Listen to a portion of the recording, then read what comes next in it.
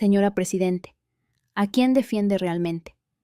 Hoy me dirijo a usted, Presidente Claudia Sheinbaum, y a todos los mexicanos que escuchan su discurso patriótico, ese que promete defender a la nación de las amenazas extranjeras, especialmente de Donald Trump, el presidente de los Estados Unidos, quien ha insinuado una posible intervención militar en México para combatir al crimen organizado.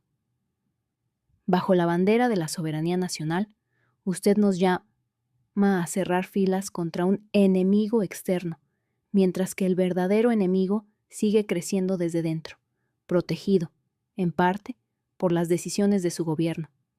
Hablemos claro, la amenaza que Trump representa es retórica, pero la amenaza que enfrentamos día a día en nuestras calles no lo es. El crimen organizado, declarado como un grupo terrorista por nuestros vecinos del norte, ha sembrado el terror en nuestro país durante décadas.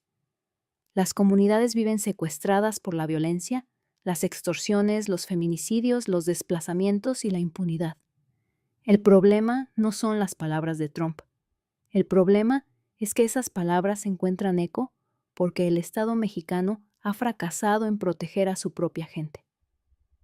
Señora Presidente, declarar la guerra a Trump en nombre de la soberanía es fácil. Es el camino populista y cómodo. Ese que genera aplausos en los mítines y fervor nacionalista en las redes sociales. Pero, ¿y la guerra contra los verdaderos enemigos de México? ¿Dónde está su estrategia para recuperar nuestro territorio de manos de los cárteles? ¿Dónde está su compromiso con las víctimas del crimen organizado? Con las familias que lloran a sus desaparecidos? Con los niños que crecen en un país donde los criminales son los que mandan. Porque, le pregunto, ¿qué clase de soberanía defendemos cuando gran parte del territorio nacional está en manos de grupos delictivos? ¿Qué significa hablar de soberanía cuando los mexicanos tienen más miedo a los sicarios que a los soldados extranjeros? Defender la soberanía, señora Sheinbaum, no es alzar la voz contra Estados Unidos. Es garantizar que México sea un país gobernado por las leyes, no por las armas ilegales y la corrupción. La realidad es incómoda, pero debemos enfrentarla. Su gobierno, al igual que los anteriores, ha fallado en la tarea más básica de un Estado: proteger a su población. Con la política de abrazos, no balazos, se entregaron territorios enteros al control del crimen organizado. En lugar de combatirlos, se les dejó crecer, fortalecerse, diversificar sus actividades y afianzar su poder. ¿Y ahora pretende decirnos que está defendiendo a México? No, señora Presidente. Lo que usted está defendiendo no es la soberanía nacional, es la soberanía del crimen organizado.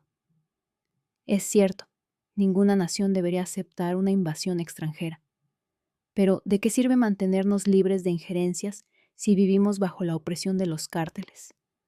Trump tal vez podría estar equivocado en su enfoque, pero al menos reconoce la gravedad del problema.